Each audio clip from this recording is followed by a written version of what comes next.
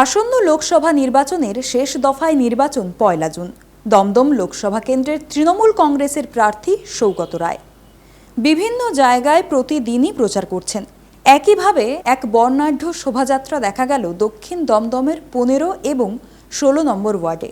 প্রায় ২০০টি টোটো নিয়ে এই মিছিল হয়।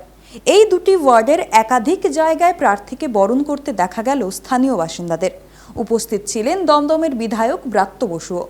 ১৫ নম্বর ওয়ার্ডের নির্দল কাউন্সিলর দেবাশিস বন্দ্যোপাধ্যায়ের উদ্যোগে এই শোভাযাত্রার আয়োজন করা হয়। গ্রীষ্মের দাবদাহে যাতে সাধারণ মানুষের কষ্ট না হয় সেই কারণে টোটোর ব্যবস্থা করা হয়েছিল। প্রচারে ছিল একাধিক অভিনব ব্যবস্থা। প্রচারের ফাঁকে দেখা গেল সৌগত রায়কে পথ চলতি মানুষের হাতে ঠান্ডা পানীয় তুলে দিতে।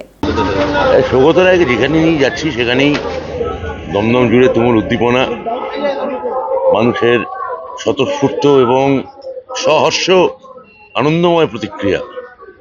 ফলে এইরকম একজন বরিষ্ঠ সাংসদ, দমদমে এত এত কাজ করা মানুষ, তাকে নিয়ে যখন বেরোচ্ছি তখন বলাই বাহুল্য যে মানুষের একটা স্বাভাবিক স্বতঃস্ফূর্ত প্রতিক্রিয়া হবে।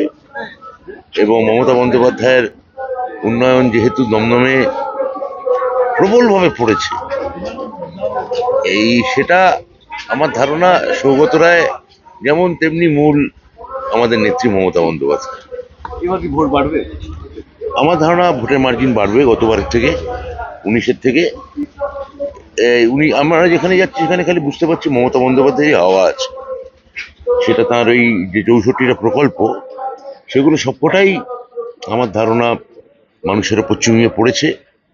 এবং এই মানুষের প্রথমে একটা সরকার পেয়েছে যারা খালি মুখে কথা বলে নয়, কাজ হাতে কলমে কাজ করে দেখায়।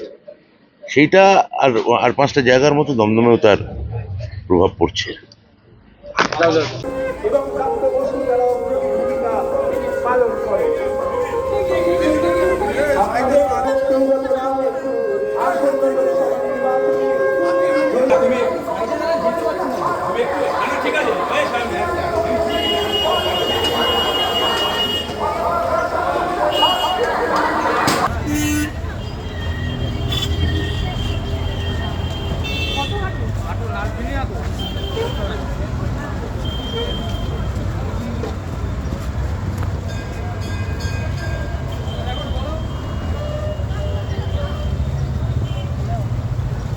প্রার্থী ঘোষণার পর থেকেই দমদমে নিজের মতো করে প্রচার চালাচ্ছেন প্রবীণ এই হেভিওয়েট সৌগত রায়।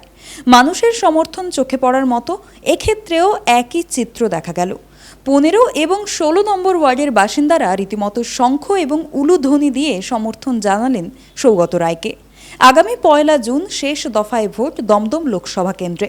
তার আগে এই প্রচারের রমরমা কতটা সফল তা দেখা যাবে ৪ জুন ভোটের ফল প্রকাশের পর। Bureau report, digital Khabarilal, Dum Dum. Digital Khabarilal, খবর আপনাদের, নজর আমাদের।